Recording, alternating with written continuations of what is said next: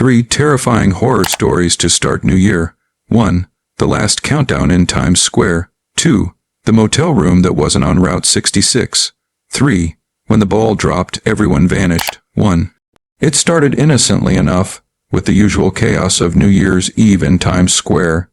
The sea of people crammed shoulder to shoulder, the flashing billboards casting garish lights on faces pressed together in excitement and anticipation,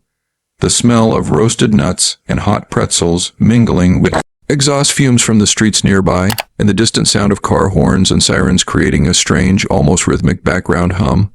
But something in the air felt off, though no one could put their finger on it at first, and even those who noticed the unease chalked it up to the pressure and impatience that always seemed to accompany the final hours of the year. Yet as the clock inched closer to midnight, a subtle chill spread through the crowd, a cold that had nothing to do with winter air, gnawing at the back of necks and seeping through layers of jackets, and some people shivered involuntarily, glancing around as if expecting to see the cause, only to find blank stares, frozen smiles, and the oblivious energy of thousands determined to celebrate, unaware of the invisible tension tightening like a noose above them. And then it began. The first whispers, faint at first, almost drowned out by the chatter and laughter, the occasional shout, the ringing of bells from street performers and church towers in the distance. But as the minutes ticked down, those whispers became a low, insistent murmur, threading through the crowd in a way that made hearts pound faster.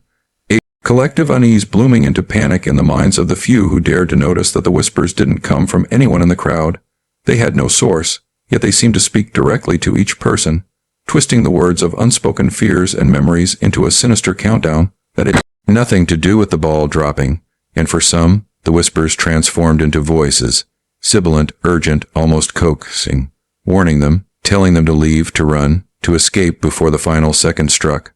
But the mass of people pressed in all directions, the sidewalks and streets clogged beyond imagination, leaving no way out, turning Times Square into a trap, a living maze of screaming neon and suffocating humanity, while above it, the giant screens began flickering, static crawling across the familiar advertisements, turning faces into distorted, grinning masks that stared down at the crowd with malevolent intent and a sense of something watching, not from the screens but from the space between them, unseen but undeniably present. A presence that seemed to feed on the growing anxiety, amplifying every heartbeat, every nervous twitch, until the normal celebratory chatter of strangers began to dissolve into murmurs of confusion and fear. People pressing closer together, craning their necks to see if anyone else could sense the shift. The sudden absence of normal sounds that weren't immediately noticeable. The absence of car engines, footsteps on the pavement, even the occasional distant siren. Everything swallowed by a heavy silence that seemed to tighten around each individual like a vise. And then, as if choreographed by some unseen director, the crowd collectively realized that the countdown clocks scattered throughout the square weren't counting down to midnight anymore. No, they were counting down to something else entirely. Numbers changing erratically, skipping, reversing, freezing for moments that stretched impossibly long. And each freeze sent a shiver down spines as if time itself had become sentient, aware, and hostile, while a strange fog began to rise, unnatural in its density, curling around the legs of the spectators, muting colors, distorting voices, making every familiar shape. Billboards, signs, even friends and strangers seemed slightly off, slightly wrong, faces elongating in brief flashes, eyes widening impossibly, smiles twisting into silent screams. And as the final 10 seconds approached according to the corrupted countdown,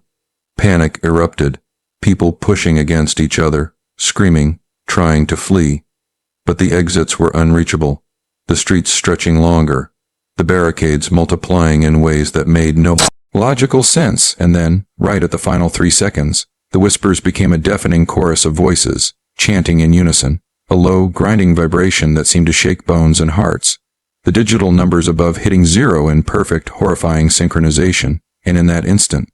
entire square went black, not just dark, but oppressive, a suffocating void that consumed sound, light, even the sense of space itself. And in that blackness, those trapped felt themselves pulled in different directions, tugged by invisible hands, the crowd no longer crowd but individual minds, floating in a void, each confronted with visions of their deepest fears, their failures, their regrets, all projected with an intensity that made eyes water and stomachs churn. And then came the faces, the first real, solid things in the void, faces of people long dead, neighbors, strangers, historical figures all grinning with unnatural, jagged teeth, whispering secrets and lies, offering bargains, threatening unimaginable pain, and some fell to their knees, screaming, only to find their voices swallowed by the void itself, while others ran, but the ground beneath them shifted, sometimes solid, sometimes liquid, as if reality had melted into a nightmare dreamscape, and the sensation of falling became indistinguishable from rising.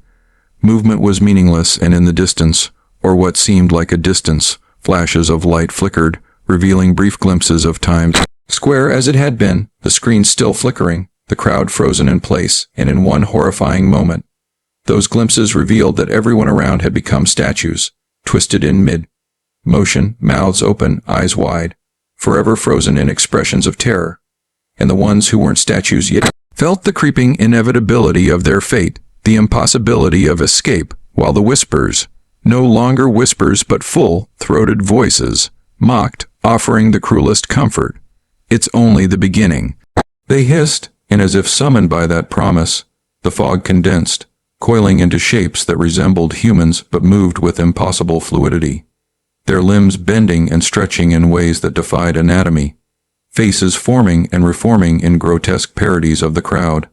and every attempt to run or hide failed because the square itself seemed to breathe, walls and barriers pulsating, streets elongating, crowd density shifting, and in that living, sentient nightmare, the trapped realized with gut-wrenching clarity that the New Year celebration, the lights, the music, the cheers, none of it had ever been real. It had been a lure, a trap, and now, with the countdown complete, the city itself had awakened to feed on the fear, on the terror, and even those who had laughed at the initial unease were not spared.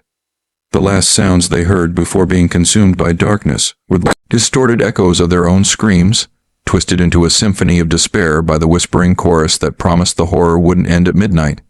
that this was only the first second of a year that would stretch into eternity,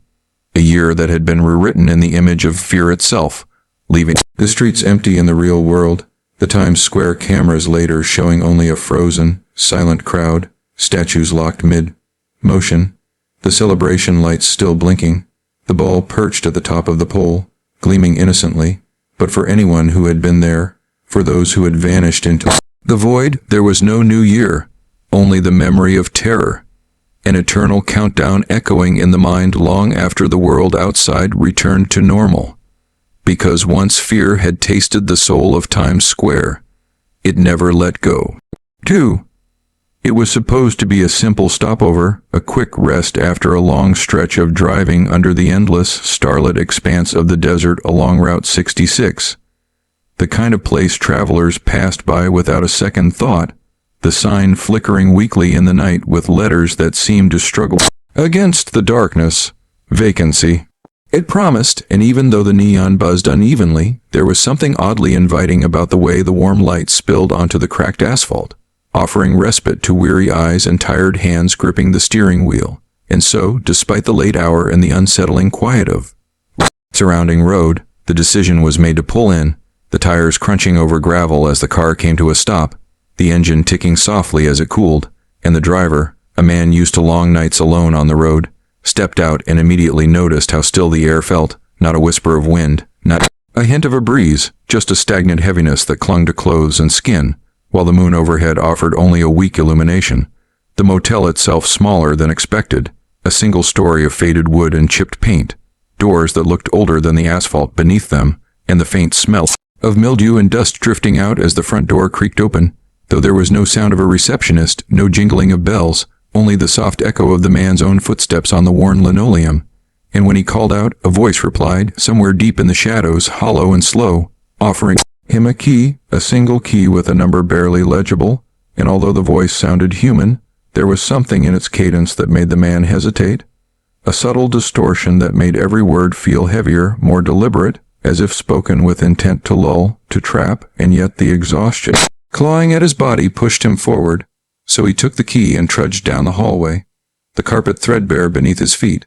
walls lined with outdated floral wallpaper peeling at the corners, the faint hum of a broken fluorescent light above flickering in rhythm with his heartbeat. And when he reached the door, he inserted the key, turned it, and the lock gave with an almost unnatural smoothness, as if it had been expecting him, and upon entering, the room appeared ordinary at first glance. A bed neatly made, a dresser, a small TV perched on the corner. The air-conditioned hummed gentle and constant, but there was a faint, cloying scent of something else, something metallic and sweet, like iron mixed with decay, that he couldn't place, and when he set his bag down and glanced around, he noticed that the window, though facing the parking lot outside, showed nothing but darkness,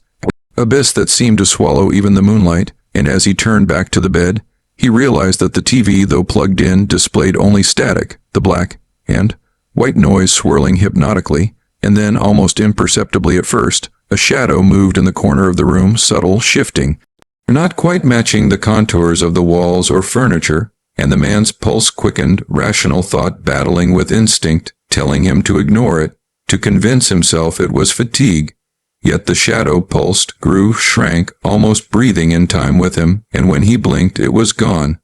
leaving behind a lingering sense of wrongness, a weight pressing on his chest, and as he tried to settle into the bed, the faint sound of whispering began, so low that at first he thought it was the air conditioning, but then he realized the words were forming, indecipherable but urgent, pressing into his mind, scraping at memory and sanity, and when he strained to listen, the voice spoke in a tone familiar yet alien, as if it knew him, knew his fears, his regrets, the corners of his mind he had buried under years of routines, and panic began to rise, but the exhaustion weighed heavier, forcing his body to sink into the mattress, and he told himself that morning would bring clarity, that sunlight would chase away the shadows, yet hours passed, and the darkness outside the window refused to yield. No faint blue of pre-dawn, no hint of streetlights reflecting off the asphalt, only black, infinite, and oppressive, while the whispering grew more distinct, threading through the room in waves that made him flinch, hands clenching the sheets, teeth grinding, the words now more comprehensible, mocking, teasing, offering promises of things he had never told another soul, fears he had never admitted even to himself, and when he tried to leave the room, the door handle, though familiar, refused to turn, the lock clicking in resistance, as if the room itself had no intention of letting him go. And a sudden chill crawled across his neck, up his spine, down his arms, and he realized the temperature was dropping impossibly fast, frost forming in delicate patterns along the edges of the window, the air now tasting like iron, thick and metallic, each breath burning as it passed through lungs that felt suddenly fragile, while the shadow returned, darker, more defined, moving independently of any light source, looming over the bed, its shape impossible to describe, more suggestion than form, and it whispered his name with a familiarity that made his skin crawl, each syllable resonating in his chest, vibrating bones and nerve endings alike. And when he turned to face it, the static on the TV suddenly shifted, forming images, fleeting at first, then longer, showing fragments of his life. Faces he knew, moments he remembered, each one distorted, elongated, corrupted in a way that made his stomach twist and throat dry. And then, abruptly, the images changed. People he didn't know, strangers in situations of violence, despair, and terror. Each face contorted in silent screams, each scene unfolding as if for his personal viewing, while the shadow moved closer, and the whispers became a cacophony, overlapping voices screaming, pleading, accusing, and the bed seemed to vibrate, the mattress rippling beneath him as though the room itself was alive, pulsing with a heartbeat that matched the pounding in his own chest. And when he tried to scream, no sound emerged, his vocal cords frozen, replaced by a mental scream that rang in his head, echoing against the walls, while outside, a low, grinding hum began, rising in pitch, filling every corner of the space, and he understood with dawning horror that the motel, the room, perhaps even the stretch of Route 66 he had been traveling on, existed in a parallel plane, one that intersected reality only faintly, designed to lure, trap, and consume, and he thought of all the travelers who might have stayed here before him, each one now trapped, perhaps merged into the shadows, perhaps screaming silently within the walls, and as the night stretched into an impossible expanse, he felt himself slipping, losing grip on time, on self, the distinction between body and room dissolving, until he was no longer certain if he existed or if he had been absorbed into the very darkness, while the TV continued to flicker, showing images of him alive, terrified, aware, yet simultaneously absent. Shadow now kneeling beside the bed, its form solidifying into a mirror of himself, twisted, grinning, eyes reflecting fear in a way that made him stagger backward. And when he stumbled, the walls shifted, elongating, bending, wrapping around him.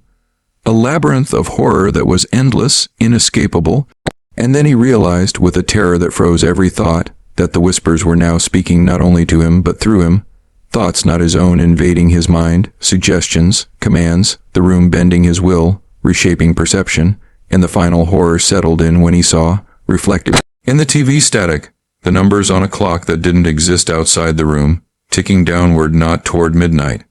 not toward any time he recognized, but toward a singular moment, a point when the room would seal him forever. And in that moment, as the shadows gathered, as the walls pulsed and TV screeched static in synchronization with the grinding hum, he understood that there was no exit, no dawn, no Route 66 waiting to continue the journey. Only the room, the shadow, the endless whispers, and the slow, inevitable consumption of everything that made him human, leaving behind only a name whispered into darkness, a presence absorbed, another traveler lost to the motel that was never on any map, existing only in the spaces between reality and nightmare. And for anyone passing by the stretch of road the next day, the sign might flicker, vacancy. It would say inviting harmless, looking, neon buzzing weakly against the sunlit desert, hiding a truth no one would ever believe until they, too, heard the whispers and saw the shadow waiting in the room that was never supposed to exist. 3. It was supposed to be the pinnacle of celebration, the moment that everyone in Times Square had waited for all night. The ball poised at the top of its pole, glittering under the floodlights, the crowd's excitement building to a fever pitch, the air thick with cold and the smell of roasted chestnuts, coffee, and human anticipation. But as the seconds ticked down, a subtle, almost imperceptible tension began to ripple through the masses, a feeling that something was wrong, though no one could yet identify it. And at first, it seemed like mere nerves, the usual jitteriness that accompanied such enormous gatherings, yet the feeling intensified, spreading like a shadow over the crowd, crawling up spines and tightening chests, until even the most enthusiastic faces showed flickers of unease, a twitch, a pause in the laughter, and then it started. Tiny at first, barely noticeable, the gaps between cheers elongating, laughter faltering, conversations breaking mid-word, and when people turned to look at each other, the faces around them seemed strangely blank, eyes unfocused, mouths open in expressions of anticipation that never resolved into smiles or laughter. And if the crowd itself had been paused, a single frame extracted from reality, while the seconds on the digital countdown above the ball began to jitter, flickering erratically, the numbers stretching and compressing, refusing to move in their expected rhythm, and then the first person vanished, dissolving into nothingness in an instant, leaving only the faintest shimmer in the air where their body had been, and those nearby blinked, rubbed their eyes, thought it must be a trick of light, a hallucination born of cold and fatigue. Yet the truth was undeniable. Where one had stood, there was now emptiness, and within seconds, the next disappeared, and the next, the crowd beginning to thin at impossible speed, screaming erupting, but with voices that seemed swallowed by some unseen force. A soundless panic that grew as the realization struck that this was no ordinary New Year's magic, no celebratory illusion, but something far darker, far more deliberate, and in the chaos, the remaining people ran, pressing toward exits, stairwells, the streets beyond the square. Yet each attempt at escape was futile, as if invisible walls had sprung up, reshaping the familiar cityscape into a labyrinth of frozen storefronts and unyielding pavement. And the flashing screens that normally advertised brands and upcoming events now displayed only distorted images of the crowd itself. Faces stretched, twisted, grinning in agony, and the ball, suspended above, glimmered innocently, completely unchanged, its descent momentarily irrelevant, yet signaling an event far more sinister, for with each passing second, the vanishing accelerated, sometimes happening in groups, sometimes entire sections of the crowd blinking out at once, leaving only an echo of their presence in the form of faint Whispers, voices that seemed to scrape at the edges of the mind, carrying with them a memory of terror and confusion, and those still present began to notice something else. The air was unnaturally still, no wind-rustling banners, no distant traffic noise, only a thick, suffocating silence that pressed against ears and chest alike, and as the remaining few stumbled through the crowd, they realized the light itself had changed, the neon and floodlights casting shadows that moved independently, stretching toward them, curling around their legs and arms, sometimes forming shapes vaguely humanoid, reaching, grasping, while the ball above remained oblivious, a serene, glittering sentinel in the epicenter of chaos, and the ground beneath their feet seemed to pulse, subtly at first, like the heartbeat of the city itself, then stronger, more insistent, vibrating in time with a rhythm that echoed their own fear, amplifying it, and every step became a negotiation with gravity and sanity, as the solid streets warped, melted in places, then solidified again with no warning, forcing desperate leaps and stumbles over impossible gaps, while still the vanishing continued, until it was clear that there was no rhyme or reason, no order to who disappeared and when, only the overwhelming inevitability that no one would remain, and as the final 10 seconds of the countdown approached according to the digital clock, the few left could hear the whispers more clearly now, forming words that were recognizable, taunting, almost conversational, telling them that time had ended for everyone else, that the celebration had become a trap, a cage for the mind and body alike. And when the last 3 seconds hit, the ball began its descent, not in the slow, elegant arc everyone expected, but instantly, impossibly fast, a streak of light against the darkened sky, and the moment it reached the bottom, a wave of vertigo struck the remaining spectators, knocking knees weak, sending stomachs lurching, as if the world itself had been yanked out from under them, and then silence again. But different this time, denser, thicker, pressing into lungs and eardrums, and when they dared to open their eyes, the street was empty, not just of people but of sound, of movement, of life. The neon signs flickering weakly as if struggling against some overwhelming presence, the static hiss of screens filling the void where voices had been, and the reality of the disappearance settled like a stone in the stomach. For the few who remained realized that they too were alone, not alone in the sense of solitude, but alone in a world from which everyone else had been erased. Memories of familiar faces dissolving like smoke, names and relationships flickering in the mind before vanishing entirely. And the city, once vibrant, now resembled a hollow shell, streets stretching endlessly,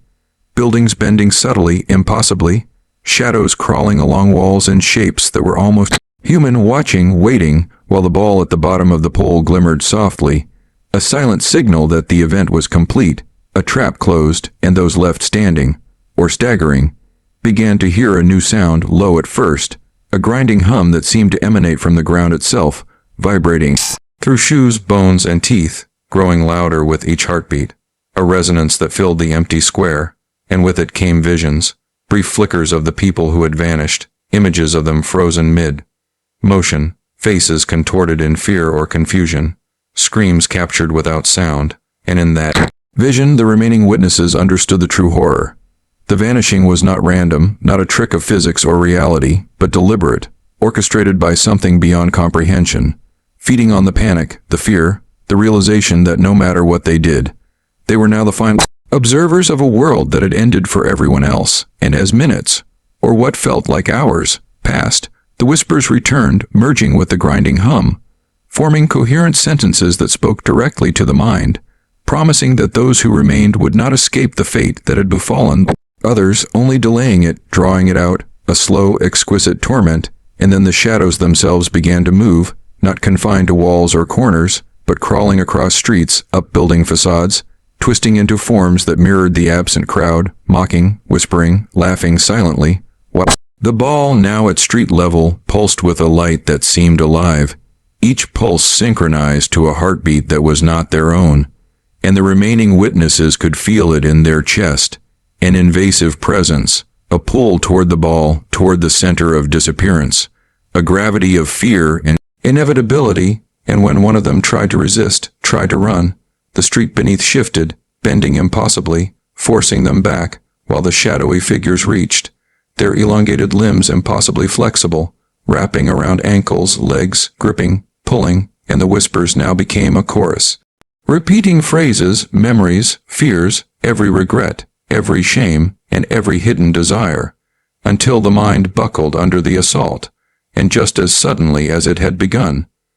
the ball flickered once, twice, and the remaining few felt themselves dissolving, not into nothingness but into the shadows, merging with them, absorbed into the emptiness that had consumed everyone else. And in that final moment, the city outside, in the world beyond the square, continued oblivious, lights flickering normally, cars passing, pedestrians unaware, while Times Square itself, the epicenter of celebration and joy, existed only as a memory, a nightmare frozen in the mind of anyone who had survived long enough to tell the tale, though who could believe it, when all that remained was the echo of cheers, the shimmer of vanished bodies, and the terrifying understanding that when the ball dropped, it was not the start of a new year, but the end of everyone present, leaving behind an emptiness that would haunt those who were gone and those who might stumble upon it next. Because once Times Square had taken its due, it never truly let go, and every New Year's Eve since carried the silent, invisible weight of that night, a memory of fear, of disappearance, of the crowd evaporating, leaving only the dark, the whispers, and the relentless pull of the ball that had dropped forever.